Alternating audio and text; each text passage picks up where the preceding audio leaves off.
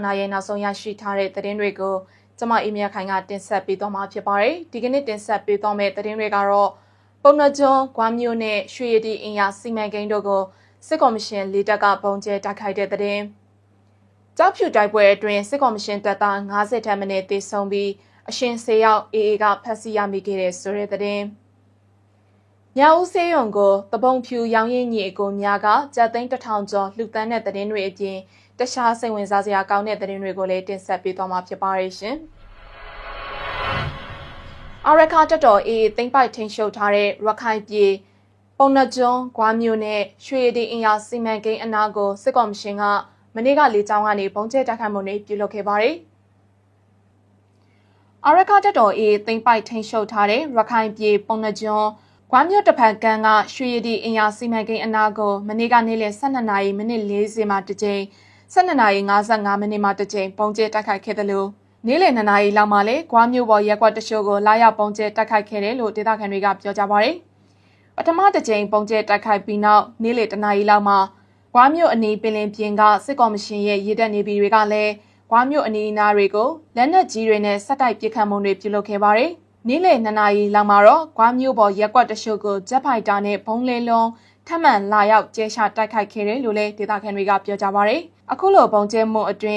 းထိခိုက်ပျက်စီးမှုတချို့ရှိခဲ့တယ်လို့သိရပေမဲ့နရိစီယာအနေနဲ့တိကျအတည်ပြုနိုင်ခြင်းတော့မရှိသေးပါဘူး။ဒါအပြင်ပုံနှကျွန်းမြို့နယ်ကစင်အင်းကြီး၊ကွန်းတောင်နဲ့ခမောင်းတော်ရွာအနီးပတ်ဝန်းကျင်ကိုမနေ့ကညနေပိုင်းမှာ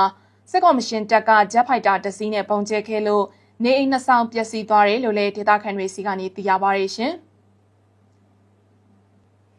ရခိုင်ပြည်ကြောက်ဖြူမြို့နယ်တိုင်းချောင်းဖက်မှာအခုရက်ပိုင်းအတွင်းဖြစ်ပွားနေတဲ့တိုက်ပွဲတွေမှာစစ်ကော်မရှင်ရဲ့တပ်ဖွဲ့ဝင်အယောက်50ထက်မနည်းသေဆုံးပြီးအရှင်10ယောက်ကိုအာရခတပ်တော် AA ကဖမ်းဆီးရမိတယ်လို့ AA နဲ့နှိစက်တဲ့စစ်ရေးသတင်းရင်းမြစ်တွေကအတည်ပြုပြောဆိုကြပါရယ်။ဖမ်းဆီးရမိတဲ့အထက်မှာစစ်ကြောင်းမုံအဆင့်ရှိသူတွေလည်းပါဝင်တယ်လို့သိရပါရယ်။သေဆုံးသွားတဲ့တပ်သားတွေရဲ့ရုပ်အလောင်းတွေကိုတော့ဒီဇင်ဘာလ20ရက်နေ့ကကြောက်ဖြူသင်းဆိုင်မှာတကြိုခဲ့တယ်လို့သိရပါရယ်။ကြောက်ဖြူတိုက်ပွဲအတွင်းယူနီဖောင်းမဝတ်ထားတဲ့စစ်သားတွေလည်းရှိနေပြီးစပင်ရှည်ထားကအရသားအသွင်ယူတိုက်ခတ်မှုတွေလည်းရှိနေတယ်လို့မြေပြင်သတင်းရင်းမြစ်တွေအရသိရပါရယ်။ကြောက်ဖြူမှာဒီဇင်ဘာလ16ရက်နေ့နောက်ပိုင်းကစပြီးတော့တိုက်ပွဲတန်တွေပိုပြီးပြင်းပြင်းထန်ထန်ကြားနေရတယ်လို့နေရောညပါလက်နက်ကြီးကျယ်ပောက်ကွဲတန်တွေနဲ့ဆက်သက်နဲ့ပြစ်ခတ်တန်တွေကိုကြားနေရတယ်လို့ကြောက်ဖြူဒေသခံတွေကပြောကြပါရယ်။ကြောက်ဖြူမြို့နယ်စင်မြင့်နယ်ပြင်မှာရန်ကုန်တိုင်းအင်းတိုင်အခြေစိုက်တပ်မ17လက်အောက်ခံရှေလရင်ရှေမြန်တရင်ကတပ်ဖွဲ့ဝင်တွေနဲ့ပြည်သူစစ်တွေအင်အားရာနဲ့ရှိကိုအုံပြုနေတယ်လို့သိရပါရယ်။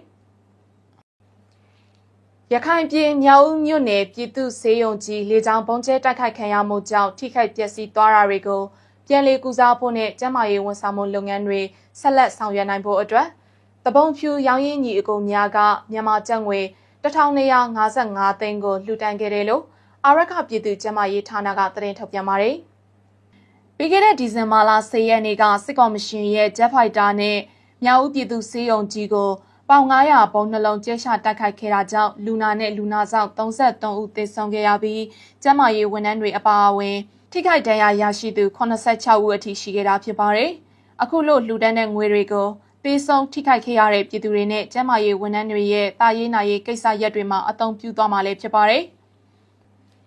ဒါအပြင်ဆေးရုံပုံကျဲခံရမှုကြောင့်ပျက်စီးသွားတဲ့ဆေးရုံအဆောက်အဦကိုပြန်လည်ပြုပြင်တာအရေးတကြီးလိုအပ်နေတဲ့ဆေးရုံသုံးပစ္စည်းတွေပြန်လည်ဝယ်ယူတာနဲ့ပြည်သူ့ကျန်းမာရေးဝန်ဆောင်မှုလုပ်ငန်းတွေကိုအားသွန်ခွန်စိုက်ဆက်လက်ဆောင်ရွက်နိုင်ဖို့အတွက်အာရခပြည်သူ့ကျန်းမာရေးဌာနရဲ့ပဒေသာပင်မှာစိုက်ထူအသုံးပြုသွားမယ်လို့ဆိုထားပါတယ်။ဒီကနေ့ရရှိထားတဲ့ရခိုင်သတင်းတွေကိုတင်ဆက်ပေးခဲ့တာပါ။ဆက်လက်ပြီးပြည်တွင်းနဲ့နိုင်ငံတကာသတင်းတွေကိုလည်းတင်ဆက်ပေးသွားမှာဖြစ်ပါတယ်ရှင်။ပြည်တွင်းသတင်းတစ်ပုဒ်အနေနဲ့ကတော့စစ်ကော်မရှင်တပ်ထိန်းချုပ်ထားတဲ့ရန်ကုန်နဲ့ရှမ်းပြည်နယ်မြောက်ပိုင်းကလာရှိုးမြို့တွေမှာဘုံပေါက်ကွဲမှုတွေဖြစ်ပွားခဲ့တယ်လို့သိရပါတယ်။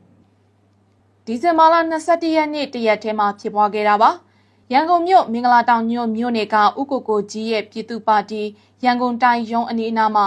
ည9နာရီခွဲလောက်မှာဘုံပေါက်ကွဲမှုဖြစ်ပွားခဲ့တာလို့သိရပါတယ်။ပေါက်ကွဲမှုဟာအလွန်ပြင်းထန်ခဲ့ပြီးလူထိခိုက်မှုမရှိခဲ့ပေမဲ့လည်းပါတီဆိုင်ဘုတ်နဲ့ရထားတဲ့မော်တော်ယာဉ်တချို့ပျက်စီးသွားခဲ့တယ်လို့အနီးအနားအဆောက်အဦတွေကမှန်တွေဟာလည်းကွေအပ်သွားခဲ့ရပါတယ်။အလားတူပဲရှမ်းပြည်နယ်မြောက်ပိုင်းမှာရှိတဲ့လာရှိုးမြို့မှာလည်း မန်ဆူဖျားလမ်းကြားအနီးမှာတစ်ကြိမ်အမှတ်9ရပ်ကွက်နဲ့လာရှိုးမြို့မဈေးအနီးအမိုက်ပုံးမှာတစ်ကြိမ်ပောက်ကွဲမှုဖြစ်ပွားခဲ့ပါတယ်။ဒေသခံတွေကအတန်မိုင်းလို့ယူဆကြပြီးလူထိခိုက်မှုမရှိဘူးလို့ပြောကြပါတယ်။အခုပောက်ကွဲမှုဖြစ်ပွားခဲ့တဲ့ရန်ကုန်နဲ့လာရှိုးမြို့တွေဟာစစ်ကော်မရှင်က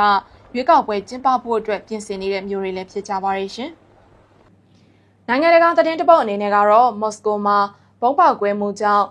ရုရှားဗိုလ်ချုပ်ကြီးတူသေဆုံးတဲ့သတင်းကိုလည်းတင်ဆက်ပေးကြပါမယ်။တလင်းလာနေကမော်စကိုမြို့တောင်ပိုင်းမှာရုရှားဗိုလ်ချုပ်ကြီးတူကားဘုံပေါက်ကွဲမှုကြောင့်သေဆုံးခဲ့ရတယ်လို့ရုရှားစုံစမ်းစစ်ဆေးရေးမှူးတွေကပြောကြောင်းရိုက်တာမှသတင်းဖော်ပြပါတယ်။ဒီဇင်ဘာလ22ရက်နေ့ရုရှားစံတော်ချိန်6:55မိနစ်မှာကားပါကင်ကထွက်လာတဲ့အချိန်ရုရှားဗိုလ်ချုပ်ကြီးဖန်နယ်ဆာဘာရော့မောင်းနေတဲ့ကားအောက်မှာဘုံပေါက်ကွဲခဲ့တာဖြစ်ပါတယ်။ဒီကိစ္စအပေါ်ယူကရိန်းကတရားဝင်မှတ်ချက်ပေးတာမျိုးမရှိသေးပါဘူး။စစ်ရာဇဝတ်ကောင်တွေဒါမှမဟုတ်သစ်စဖောက်တွေအဖြစ်သတ်မှတ်ခံရသူတွေရဲ့ database တွေကိုပံ့ပိုးပေးတဲ့တရားမဝင်ယူကရိန်း website Myroboros က